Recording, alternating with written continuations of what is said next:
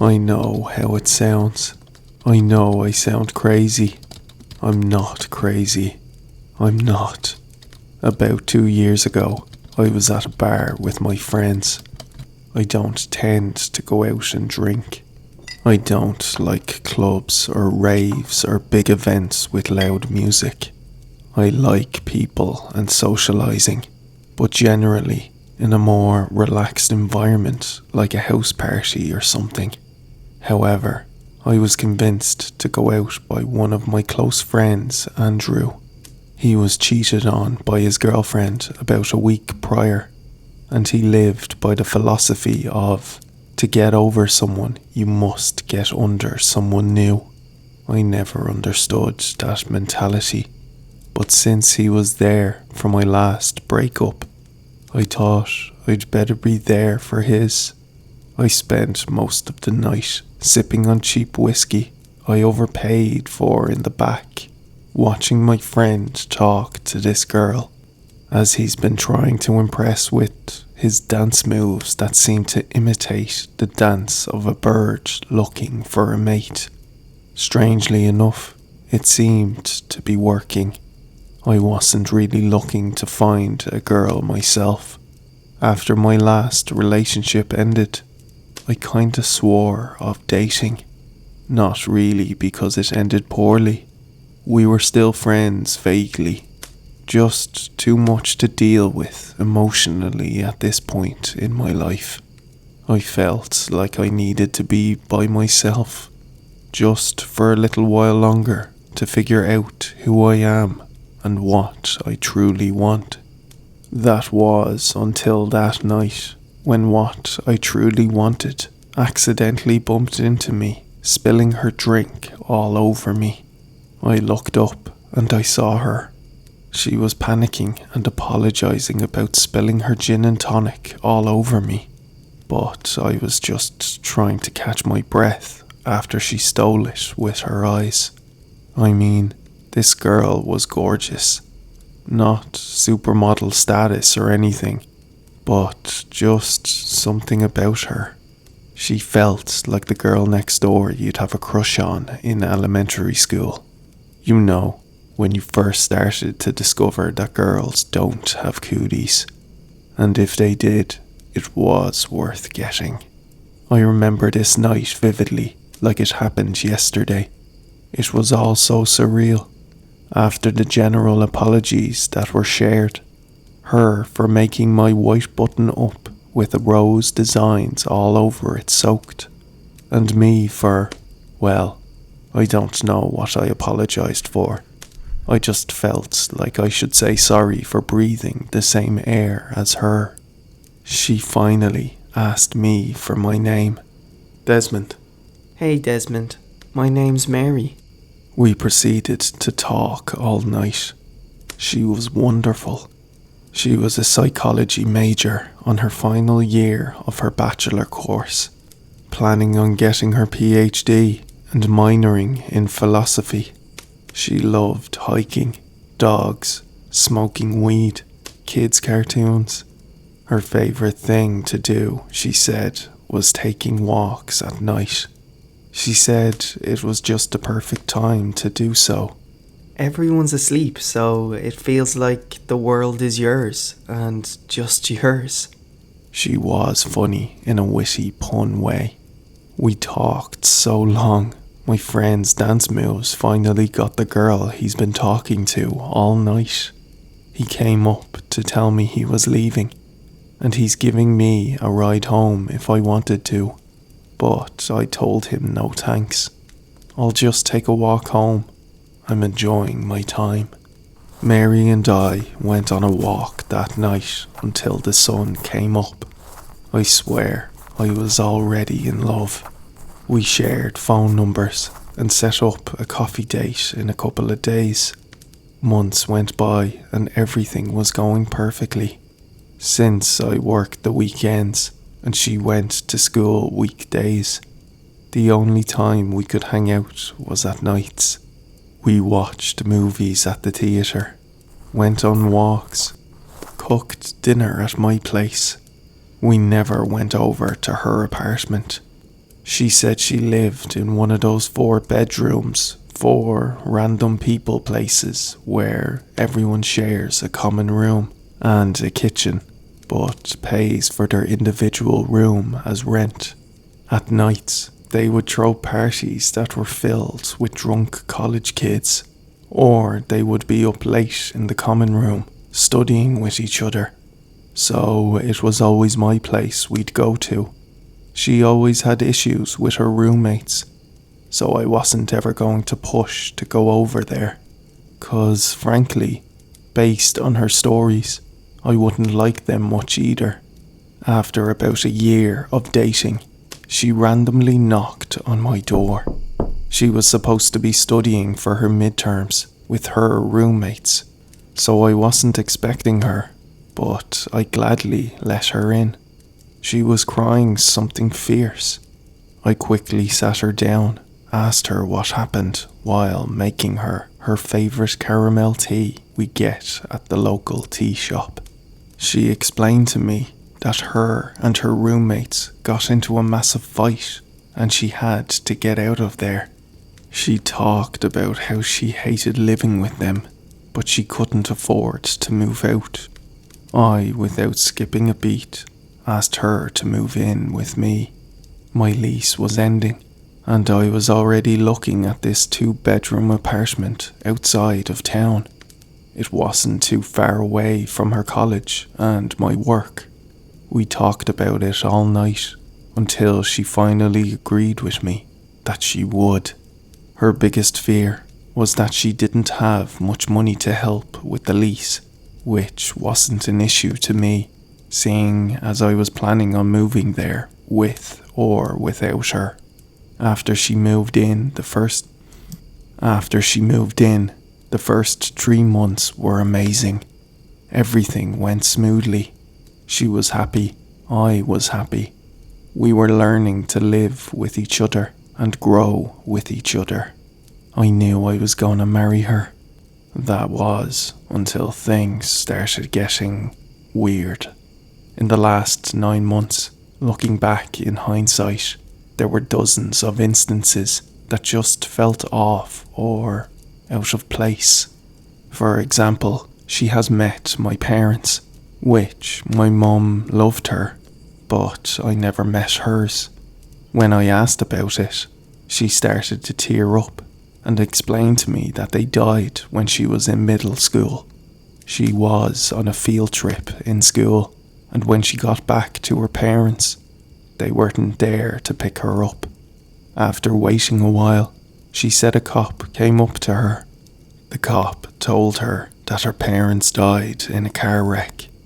Apparently, on their way to pick her up, a semi-truck running a red light and died on impact.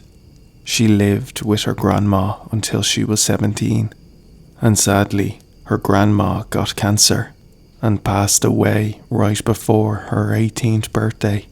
I felt it strange that after a year and a half, she is just telling me now, but I just assumed it was a touchy subject and left it there.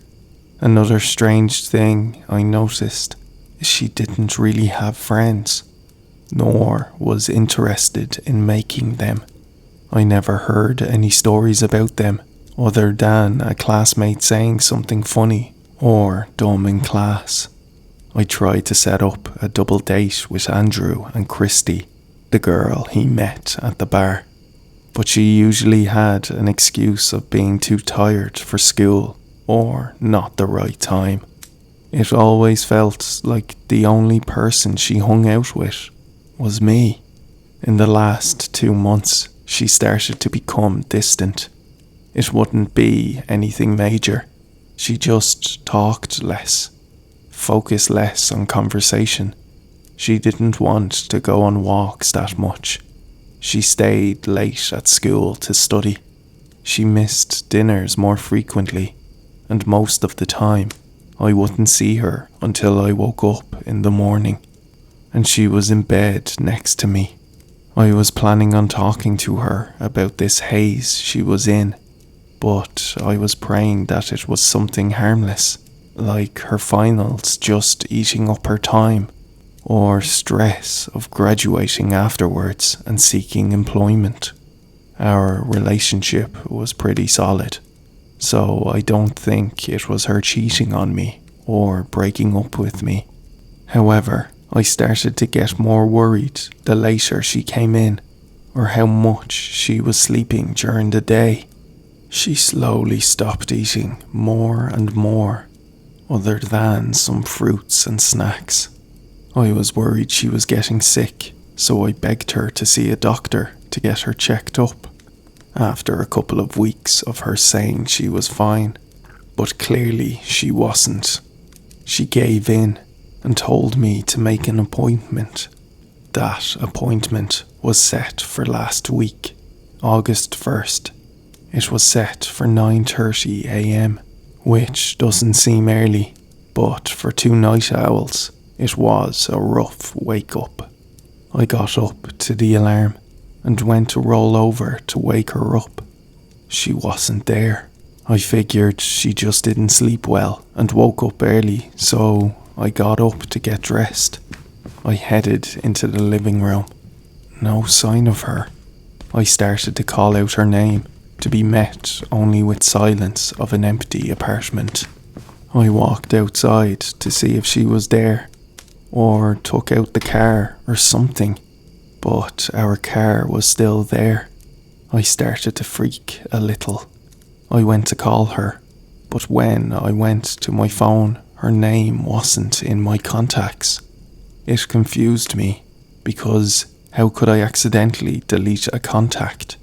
I quickly dialed her number manually. This line has been disconnected or out of service. I started to tear up. At this point, I assumed she ran away or something. It was the only logical excuse I had. But why go through the effort of deleting my contact in my phone just to disconnect hers? Why would she just leave? Nothing in our relationship was going badly, and I thought, after all we have been through together, I, at the very minimum, deserved a note or a conversation. Hell, even an email. Just something. My brain went full force, so I called Andrew. He picked up, still hungover from the night before. I could tell because he still was slightly slurring his speech. Oh, what's up, bro? Why are you calling me so early? You know I was at a party last night. Bro, she left, disconnecting her phone. Deleted her contacts in my phone. She just left. Who left? Mary. Who else? Alright, calm down, man. First off, who's Mary? Are you fucking kidding me right now? This is not the time to mess with me.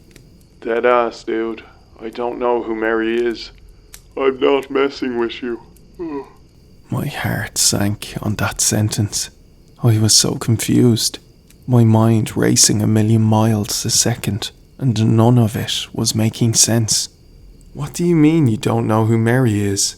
She's my girlfriend. The one I live with. The girl at the bar. We've been dating for 2 years. Dude, you haven't dated anyone since Jessica. Are you okay? Did you take any drugs last night? Do I need to go over there? I just hung up the phone. I just couldn't be in that moment. I needed to go look for her. The first place that came to mind was the college.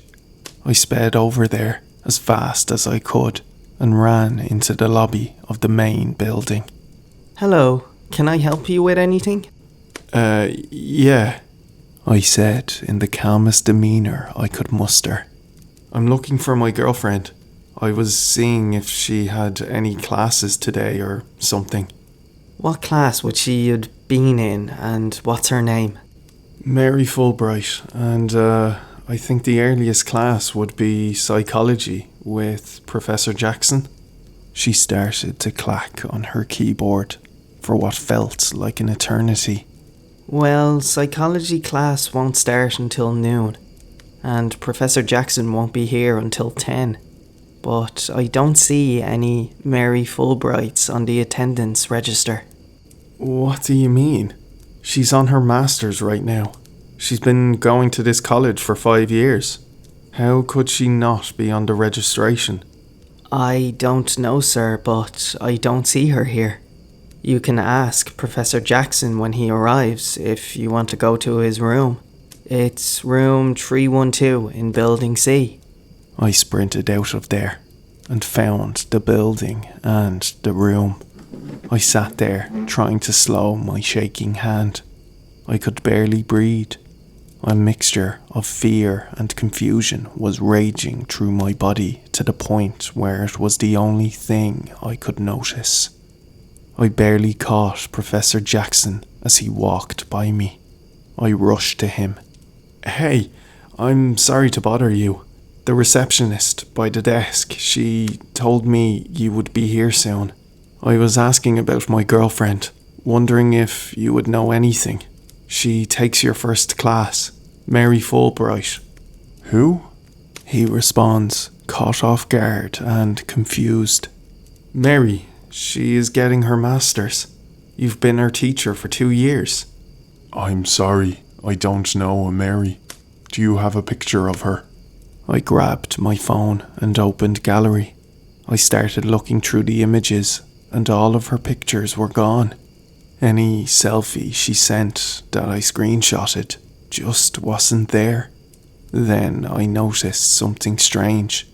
We went to the national park last weekend. I requested the day off.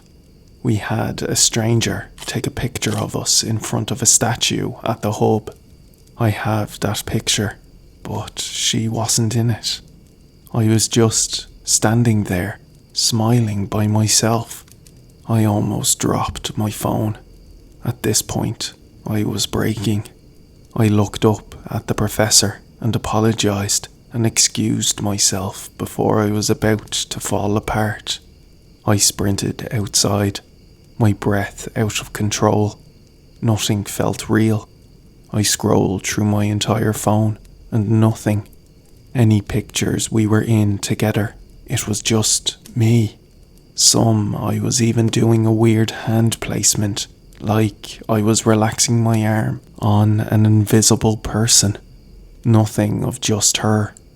I called my mum in a panic, just trying to get something to ground me. She's met her a dozen times. She has to know. It rang and rang and rang, and finally she picked up. Hey, sweetie, what's up? Are you okay? "Hey Mum, do you know Mary Fulbright?" No. Am I supposed to? Okay, thanks. Anyways, I'll talk to you later. Love you." I quickly hung up the phone. I spent the last week looking for any evidence of her existence.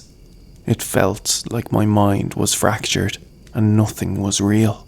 Maybe Andrew was made up. Maybe my job was made up. Maybe this is like Shutter Island and I'm in a mental hospital. I felt like I should be in one. Hell, I was about to check myself in if it wasn't for me going home and looking at a picture. All the pictures of her weren't there anymore. Like they were never there in the first place. Our lease only had my signature. All her schoolwork and clothes, they weren't on the desk or in the closet anymore. I was defeated until I looked at my desk after sitting on the couch, shell-shocked, like I lived through a day of hell, trying to figure out why my memory of her was so vivid, so detailed, until I saw a picture. She wasn't in it, but it was a picture of me on the couch. She loved that picture of me. The thing was, she was the one who took it. If she didn't take it, who did? It was the only evidence I had to show that she was real, that I wasn't crazy. I've been researching ever since. People's disappearances, people's stories, seeing if there's anyone with something like mine. That's why I'm writing this post. I found a couple of stories online. No connection to Mary, but the people were saying the same thing. Their significant other disappearing out of the blue. Their fear of going insane. Some lost their minds. Others moved on. I found a small group, still looking, still believing. I have a ticket to Peru. That's where one of them, someone who is going through something similar, is there. His name is Tom. He said there's a lead of someone who might know what's going on. A shaman or something. I don't know. I don't care. I will find you, Mary. That's why I'm posting this. Mary, if you are reading this, by chance I know you exist. I'm looking for you. I'll find you. I swear. I'm not crazy. I will find you.